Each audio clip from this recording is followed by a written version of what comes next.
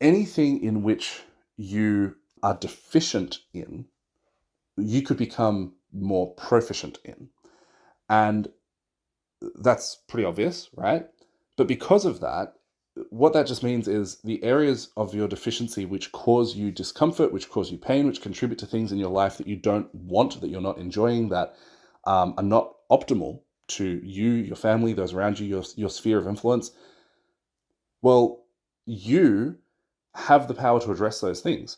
Like you can, with a little bit of thought, you can get really specific about what you need to do, what skills you need to develop, and how you're going to make these really, radical changes, by just understanding the way in which you inform the problem, the way in which you affect the problem, the way in which your deficiency in this particular area is leading to that problem. Hey you, I'm Mark, husband of one, father of three, maker of puns, climber of trees, grower of businesses, pitcher of tents, occasional cutter of cheese, word nerd, and lover of families. Oh no. Oh no, not yet. No. Oh, here he comes. Where's my oar?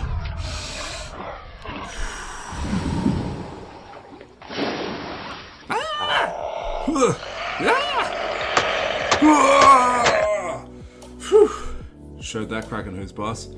At least until like 2 p.m. this afternoon. I think I'll be due for another attack by then. Let's jump into it. Hey, welcome to all of you bandits and chilies. This episode is called Why You're the Problem and Why That Is a Fantastic Thing. So, welcome, you problem, you. Now, so first of all, no offense. This is the royal you. So it applies to me, it applies to everyone. When it comes to what's going on in your life, in your family, in your business, there are just a lot of things where factually, objectively, you are the problem. Like you just are. And a really helpful way of looking at this is to think about in a particular individual situation, if you were able to just transpose yourself, swap places with someone else who was really, adept at that particular thing. So let's just say that, in the business, it could be with regards to hiring or training staff or having difficult conversations, firing, sales, marketing, like whatever. If you took yourself out of that equation and you just like replaced you with someone who you really looked up to and respected, who had a lot of experience and background in that particular thing, you know that instantly the problem that is a massive challenge for you would not be a massive challenge for them. That's actually a really definitional thing about people that are just like so far ahead in a particular domain, is that they are just no longer challenged by the same things. The things that challenge, a level 3 are just not a challenge to a level 7, right?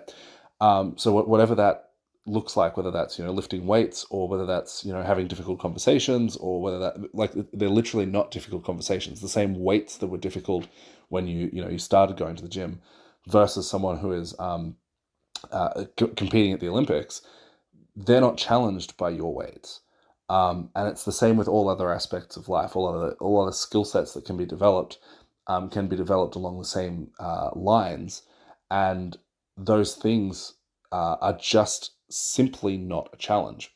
So what that means is, whenever you find something that is a challenge, and then you imagine someone else who is further ahead than you in that specific area, this is not to say that there's necessarily someone who's got it all figured out, and they're going to be like just this perfectly rounded individual capable of dealing with all of the elements in absolute unison and harmony, and it's rainbows and sunshine and unicorns all the time, right?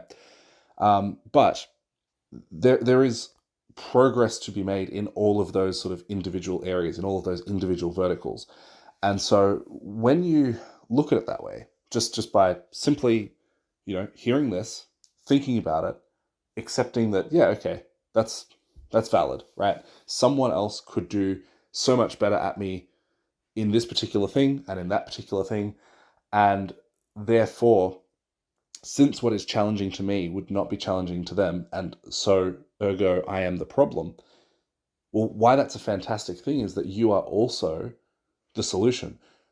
You can recognize that, you can control that. Sometimes it's literally just as simple as recognizing that changes it. Just by recognizing that someone else could easily solve this problem, a lot of the time that's enough for you to then just easily solve the problem, because you're just reframing the problem and realizing that, oh, okay, this isn't insurmountable. Like, other people would just surmount it, right? It's just the kind of problem that they surmount. So I could become the kind of person that surmounts this kind of problem. Other things might be a little bit more, it might actually require significant work to level up in that skill set. Again, using the illustration of weights, there's really no shortcut.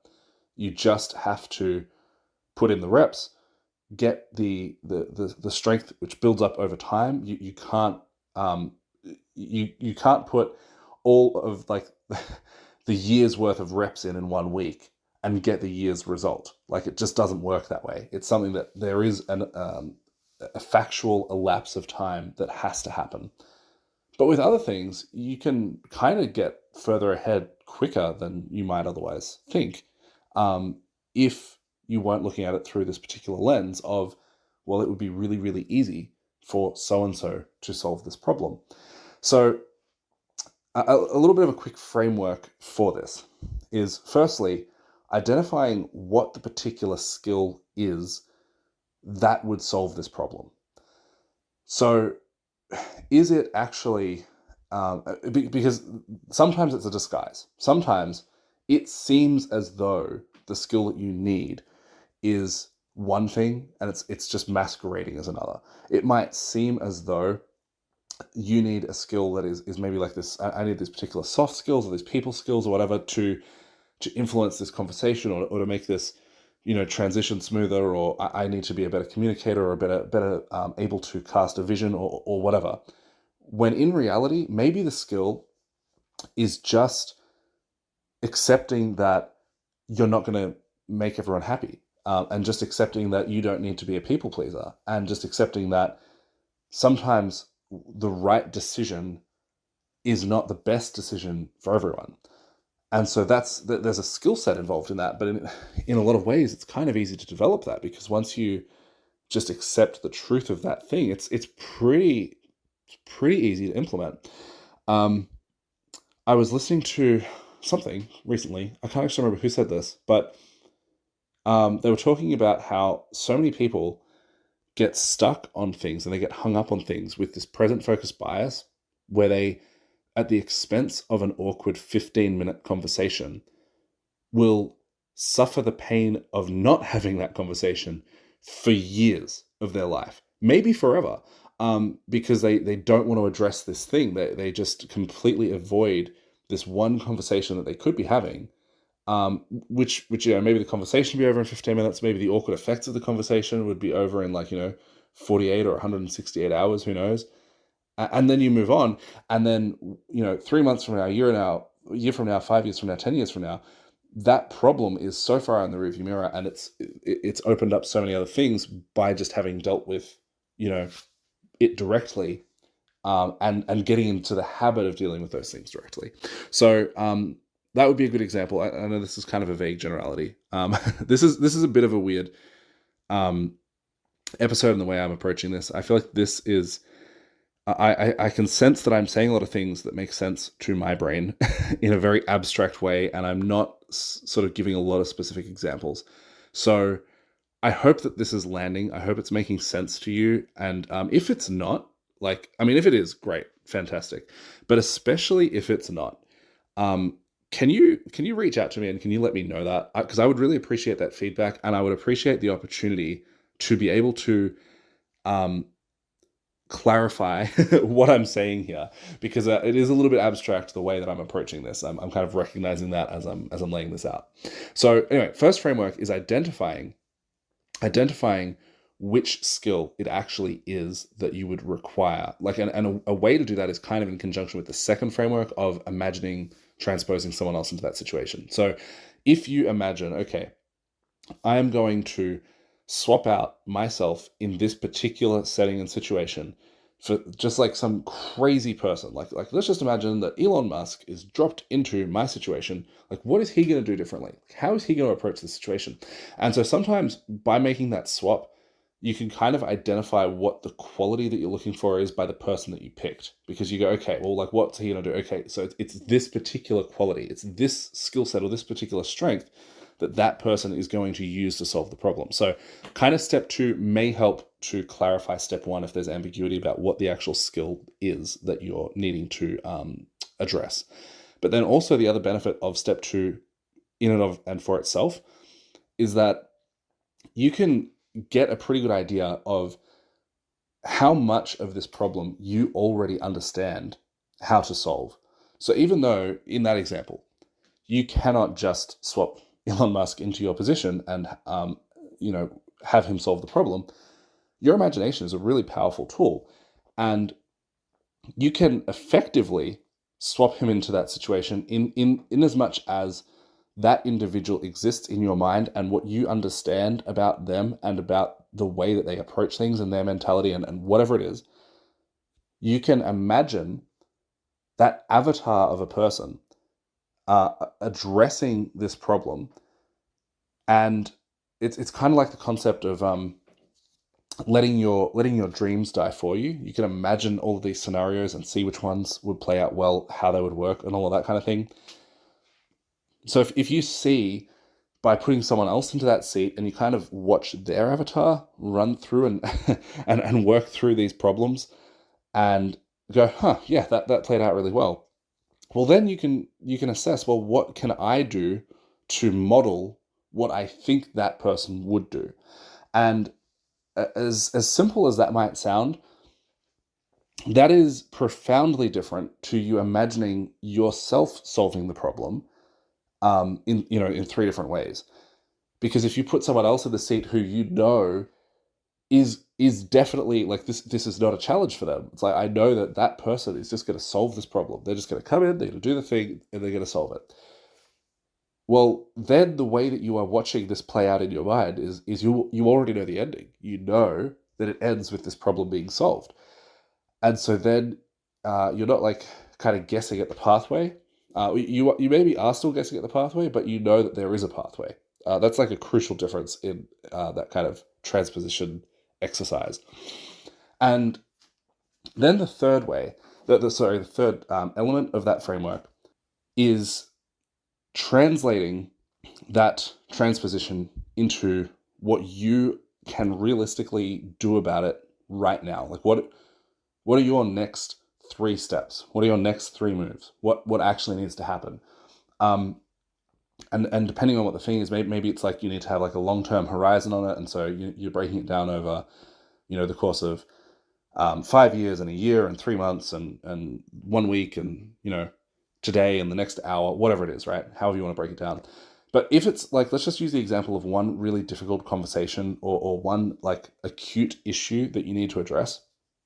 Something that I have found really, really helpful in going into difficult conversations or like waters where I feel the need to navigate very specifically is when I play out the scenario and I'm sort of working through what I think the outcomes might be and the best path and possible responses and all of that kind of thing.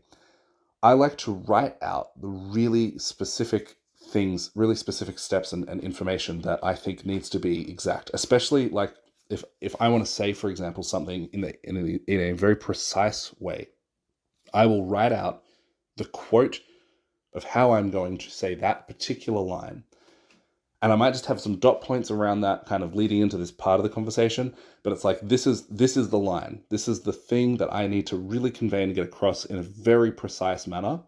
And so I know that I'm leading towards that thing.